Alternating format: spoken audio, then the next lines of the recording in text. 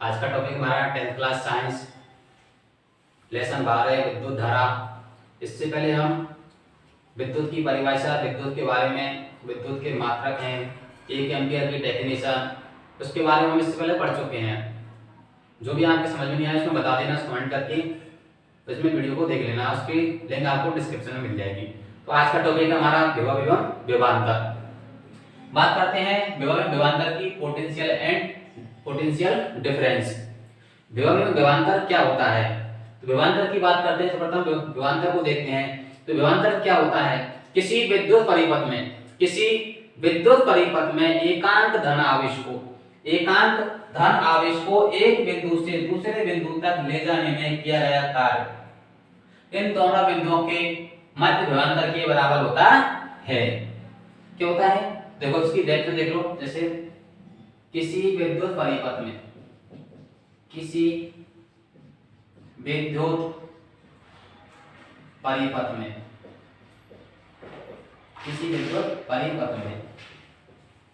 एकांक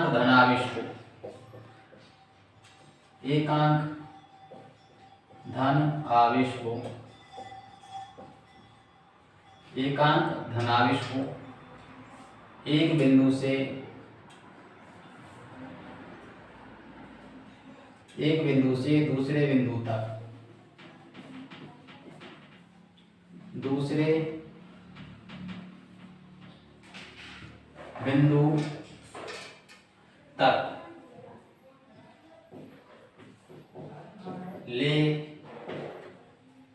दूसरे बिंदु तक ले जाने में किया गया कार्य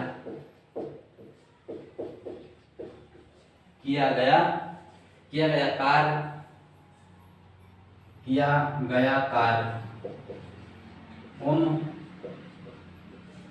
दो बिंदुओं के मध्य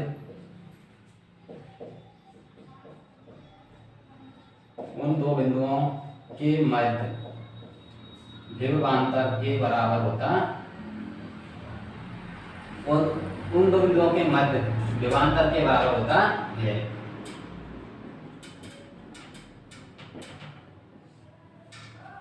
विभवांतर के बराबर होता है।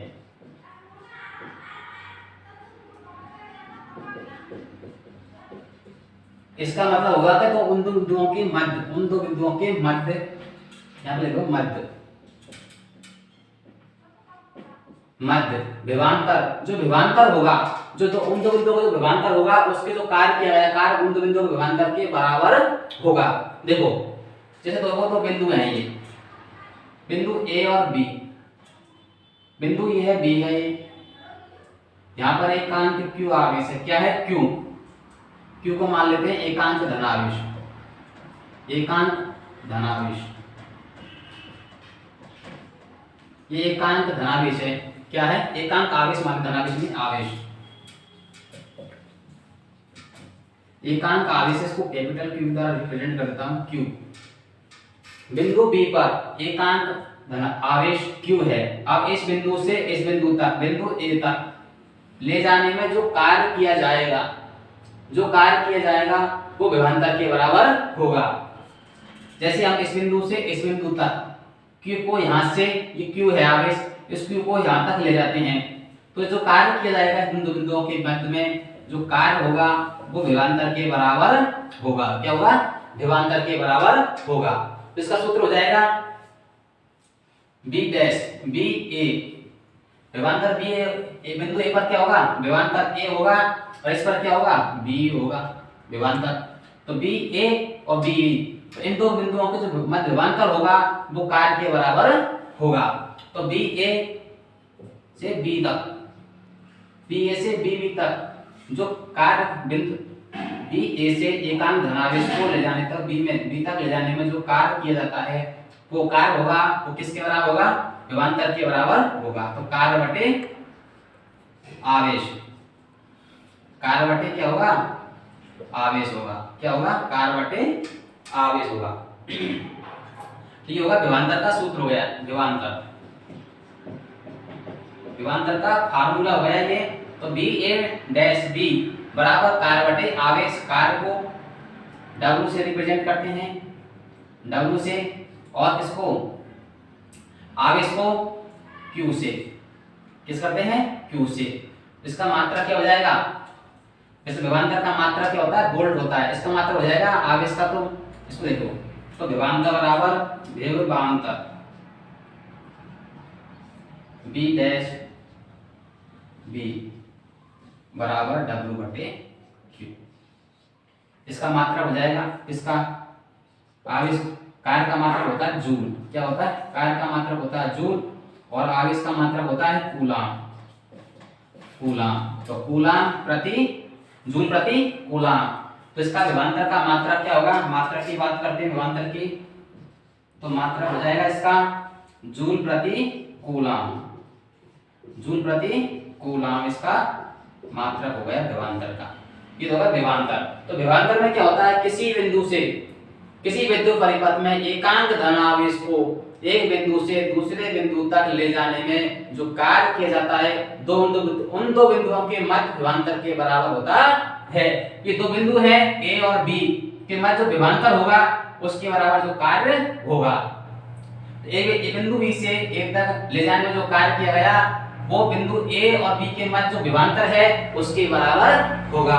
ये क्या हो गया, विभवांतर की परिभाषा हो गई, सूत्र हो गया। इसके बाद करते हैं विभव की बात करते हैं। देखो विभव क्या होता है, विभव है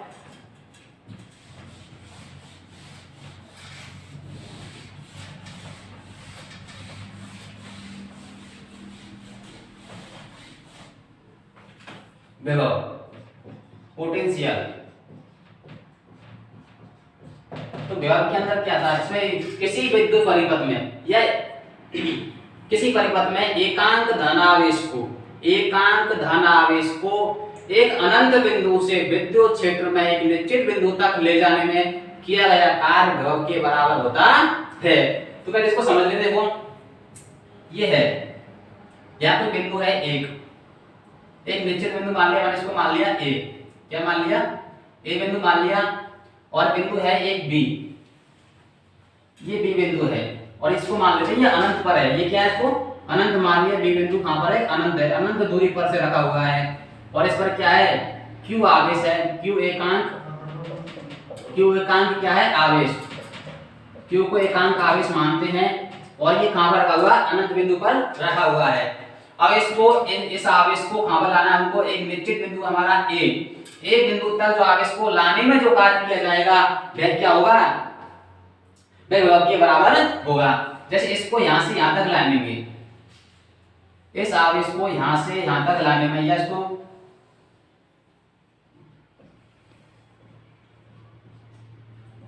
तो इसकी डेरिवेटिव देखो, किसी विद्युत परिपथ में या किसी विद्युत परिपथ में एकांक धनावेश को एक अनंत बिंदु से एक निश्चित बिंदु तक लाने में जो कार्य किया जाता है उसे क्या कहते हैं, विद्युत विभव कहते हैं। तो ये एकांक धनावेश Q आवेश हो गया, ये अनंत बिंदु है B, अनंत दूरी पर से हमको इसको खला रहे हैं, एक निश्चित बिंदु A तक ला रहे हैं। इस आवेश को लाने में जो कार्य किया जाएगा वो विभव के बराबर होगा। उसकी डेफिनेशन देखो, किसी एकांक धनावेश को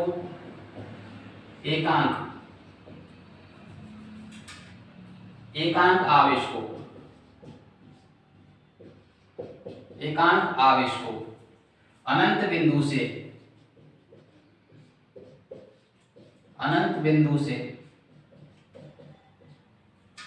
एक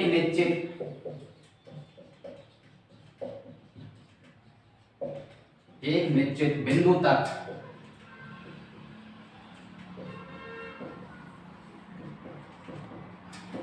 तक लाने में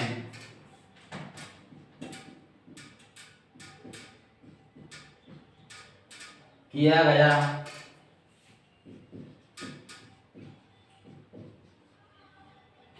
कार्य, लाने में किया गया कार्य विभव के बराबर होता है, किया गया कार्य विभव के बराबर होता है। ये तो इसकी क्या हुई, डेफिनेशन हो गई विभव की परिभाषा। अब इसके सूत्र की बात करते हैं। अब देखो इसका क्या है, इसका सूत्र हो जाएगा, पर विभवांतर का सूत्र निकाला था BA, क्या निकाला, बी ए डैश बी बी बराबर डब्ल्यू बटे क्यू। ये विभवांतर का सूत्र है। अब इसमें हम क्या मान लेते हैं, बी माना, बी और बी को बराबर अनंत। ये क्या हो जाएगा, अनंत, अनंत है ये, अनंत नहीं लिख दो, अनंत। बी भी क्या है, ये अनंत है पर होने के कारण, माना बी को अनंत पर मानने, बी को अनंत पर मानने से, अनंत पर मान लिया इसको, हमने किसको मान लिया, अनंत पर मान लिया। तो इसको अनंत पर मानेंगे, किसको, बी को अनंत पर मानेंगे तो बी का मान क्या जाएगा, देखो इसको अनंत पर मान लेते हैं तो जाएगा बी ए डैश बी अनंत,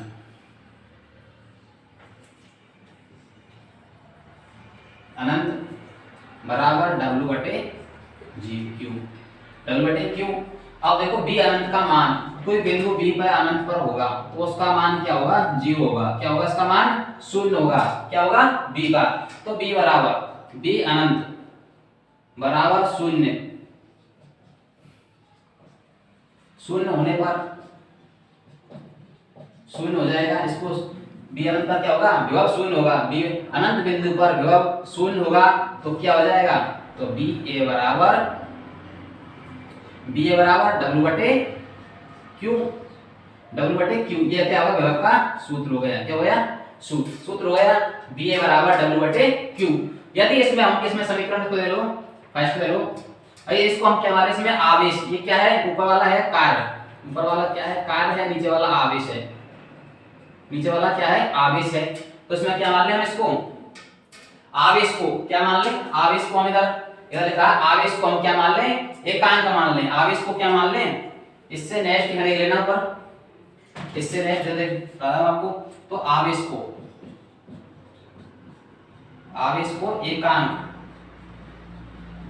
एकांक मानने पर,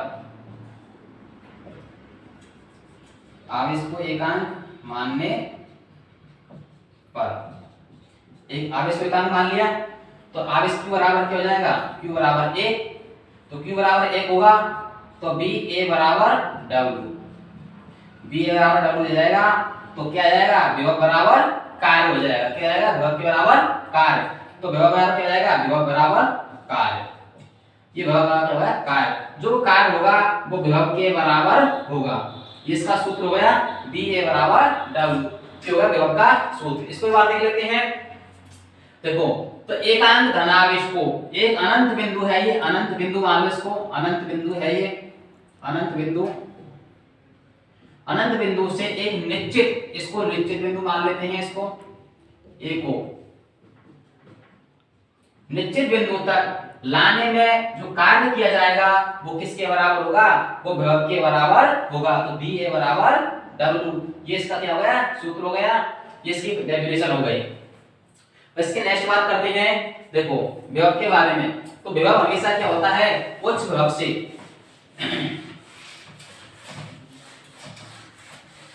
विभव की बात करते हैं। विभव हमेशा जो आवेश होते हैं, आवेश हमेशा उच्च, आवेश की बात करते हैं। आवेश विभव में क्या होता है, आवेश होते हैं वोल्टेज, इसको बोलते हैं वोल्टेज। विभव के अंदर होते हैं वोल्टेज। तो आवेश होता है वह क्या होता है, उच्च विभव से निम्न विभव की ओर क्या होता है, प्रभावित होता है। जैसे आपने कोई देखो, ये एक पॉइंट है, ये बिंदु है, ये है 5 वोल्ट का, कितने का है, 5 वोल्ट का। और दूसरा वोल्ट ये है, बिंदु है, ये है 4 वोल्ट का। क्या होगा, 4 वोल्ट का। तो आवेश हमेशा क्या होगा, ये उच्च विभव हो जाएगा। तो आवेश हमेशा उच्च विभव से निम्न विभव की ओर प्रभावित होता है। देखो आवेश हमेशा सदैव, आवेश सदैव उच्च विभव से निम्न विभव की ओर प्रभावित होता है। ये पॉइंट है जो आपको याद रखना जरूरी है। तो जो विभव होता है वो उच्च विभव, मतलब जो आवेश होता है वो उच्च विभव से निम्न विभव की ओर क्या होता है, प्रवाहित होता है। ये 5 वोल्ट का अधिक विभव हो गया और 4 वोल्ट कम है, तो आवेश क्या होगा, उच्च विभव से निम्न विभव की ओर प्रवाहित होगा। अब बात करते हैं इसकी विभवांतर की। क्या देखो विभव विभवांतर, जैसे आप देखो ये 5 वोल्ट ये विभव है, एक ये दोनों पॉइंट हैं देखो इनसे, ये है आपका 7 वोल्ट और ये है आपका 5 वोल्ट।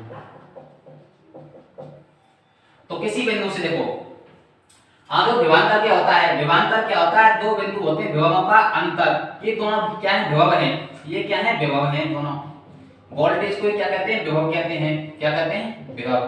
दो आवेशित बिंदु क्या होते हैं, दो आवेशित बिंदु।